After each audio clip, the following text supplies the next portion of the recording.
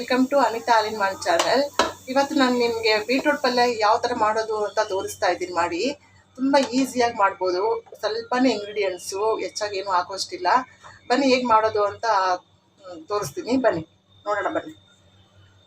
First ಎಣ್ಣೆ ಹಾಕ್ತಾಯಿದ್ದೀನಿ. ಒಂದು 2 ಟೇಬಲ್ ಸ್ಪೂನಷ್ಟು ಎಣ್ಣೆ ಹಾಕ್ತಾಯಿದ್ದೀನಿ.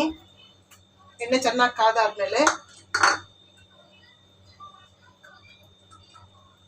ಸಾಸಿವೆ ಒಂದು 1/4 ಟೀ ಸ್ಪೂನ್ ಹಾಕ್ತಾ ಇದ್ದೀನಿ.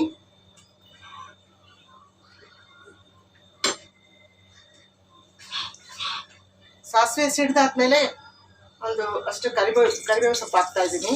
ನೋಡಿ,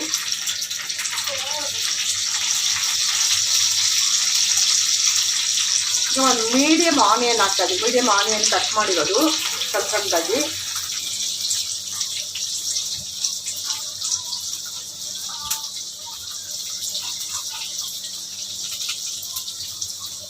ಅದನ್ನು ಹಾಕಿದ್ದೀನಿ. ಈಗ ಅದು ಚೆನ್ನಾಗಿ ಫ್ರೈ ಆಗಬೇಕು.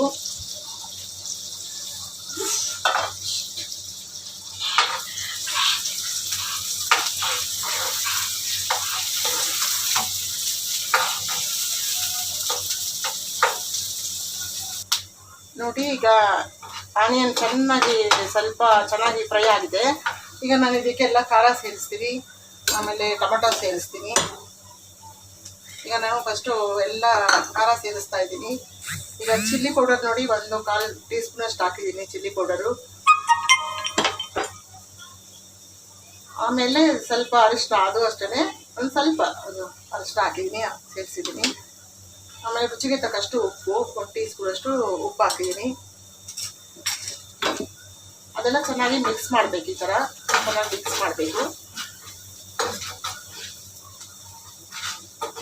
ಮಿಕ್ಸ್ ಆದಮೇಲೆ ನೋಡಿ, ಈಗ ಟೊಮೆಟೊ ಸೇರಿಸ್ತಾ ಇದ್ದೀನಿ. ಟೊಮೆಟೊನ ನಾನು ಸಣ್ಣದಾಗಿ ಹಚ್ಚಿರುವಂಥ ಟೊಮೆಟೊ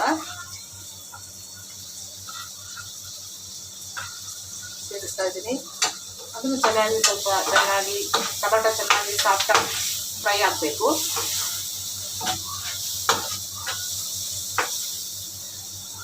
ನೋಡಿ, ಟೊಮೆಟೊ ಈಗ ಚೆನ್ನಾಗಿ ಸಾಫ್ಟಾಗಿ ಫ್ರೈ ಆಗಿದೆ. ಇದಕ್ಕೆ ನಾನು ಬೀಟ್ರೂಟ್ ಸೇರಿಸ್ತಾ ಇದ್ದೀನಿ. ಸಣ್ಣದಾಗಿ ಕಟ್ ಮಾಡಿರುವಂಥದ್ದು ನೋಡಿ, ಬೀಟ್ರೂಟ್ ಸೇರಿಸ್ತಾ ಇದ್ದೀನಿ. ಸಣ್ಣದಾಗಿ ಕಟ್ ಮಾಡಿರೋಂಥದ್ದು.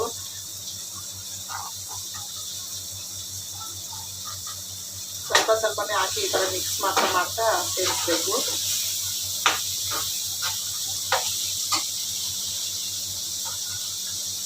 ತುಂಬ ಕಲರ್ಫುಲ್ ಆಗಿದೆ ಬೀಟ್ರೂಟ್ ಪಲ್ಯ ಎಲ್ಲ ಸೇರಿಸಿ ಮಿಕ್ಸ್ ಮಾಡಿ ಚೆನ್ನಾಗಿ ಫ್ರೈ ಆದಮೇಲೆ ತುಂಬ ಕಲರ್ಫುಲ್ಲಾಗಿ ಕಾಣಿಸುತ್ತೆ ಇದು ರೆಸಿಪಿ.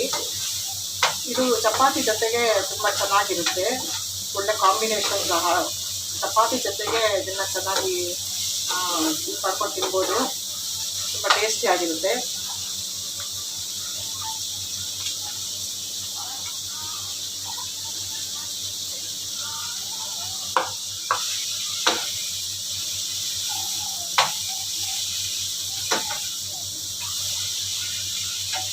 ಇದೆಲ್ಲ ಚೆನ್ನಾಗಿ ಮಿಕ್ಸ್ ಮಾಡಬೇಕು. ಮಿಕ್ಸ್ ಮಾಡಿ ಒಂದು 5 ನಿಮಿಷ ಅಷ್ಟು ಚೆನ್ನಾಗಿ ಬೆಂದರೆ ಸಾಕಾಗುತ್ತೆ. ಇದು ಬೇಗ ಬೆಂದೋಗುತ್ತೆ ಬೀಟ್ರೂಟು.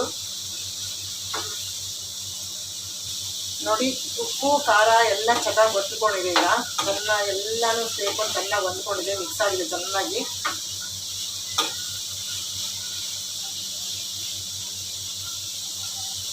ಈಗ ಇದಕ್ಕೆ ಲಿಡ್ ಕ್ಲೋಸ್ ಮಾಡ್ತೀನಿ.